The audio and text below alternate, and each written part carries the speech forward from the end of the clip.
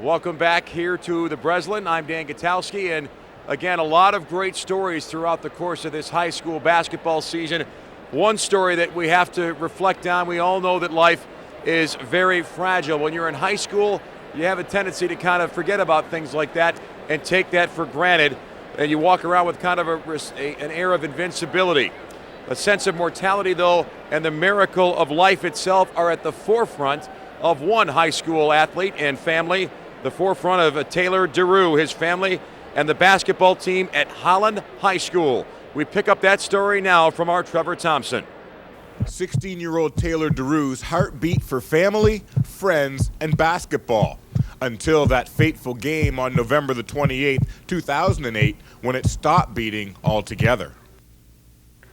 That day, his life ended and a miracle began. He was essentially, from what doctors were telling us, dead. No one can imagine what goes on in a parent's mind in an unimaginable situation such as this. It was definitely a faith builder, a faith building time for me.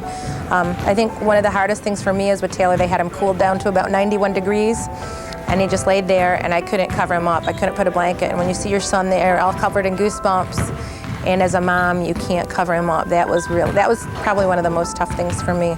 Upon arriving at the hospital, doctors had many questions for Taylor's mom, Sarah. Questions about Taylor's health, habits, and history. Family history questions for which she had no answers. That's one of the, kind of the hard things when you adopt, and it's sort of what we call a closed adoption. You might get that medical information at that snapshot in history 16 years ago, but what happened in that 16 years? After his heart attack, Taylor spent several days in the hospital in a drug-induced coma. His mother at his side the entire time, talking to him for hours on end. But when he eventually came to, surprisingly, it was not the voice of his mother that stirred him. And the coach said his name, Taylor, and he just, bam, those eyes went open. I told him to get up, and he opened his eyes and kind of looked at us. His mom, she kind of freaked out a little bit. Coach Chapman, he's awesome. He's an awesome coach. He's an awesome guy. He was one of my teachers before, and he's coach last year, and he's just a great guy, good coach. But no idea why you responded to his voice. I have no idea. It's symbolic that it was the voice of Taylor's basketball coach that caused him to stir, because once he did, he had only one thing on his mind. That's all I can think about lately is just getting back in the game.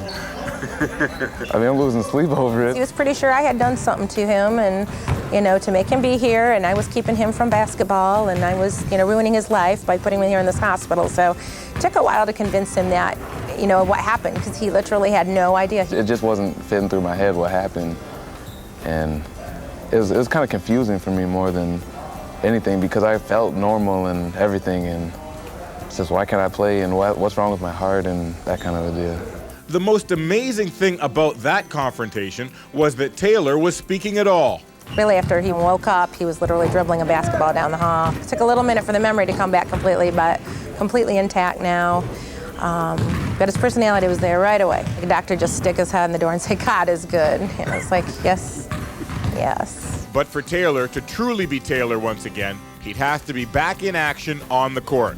And after doing all the possible due diligence, Taylor became part of a select number of athletes to return to their sport with a defibrillator in their chest. It'll give me a shock if the heartbeat goes too high or too low, or if it has any kind of arrhythmia, like skipping a beat or anything like that. As soon as you start playing, I just kind of forget about it and just play through it. And I just love the game too much. I can't really let it bother me. And now a kid who was once dead is alive. A kid who should never have been able to play basketball again, played again this season, and now hopes to one day play Division I college hoops. And a kid who took his parents and 10 adopted siblings for granted is now able to treasure each and every day with them. And the reason for this is simple: if you believe. Seriously, it's a miracle. And I know some people will kind of poo-poo that, but there is no other explanation. If there's another way to explain and describe a miracle, I'd like to hear to see it, because I think he's a walking miracle right now. It's definitely a miracle. I'm thankful for all those people, all the trainers, the nurse, everybody. So you'd say you believe in miracles? Yeah, I have to. I don't have much of a choice.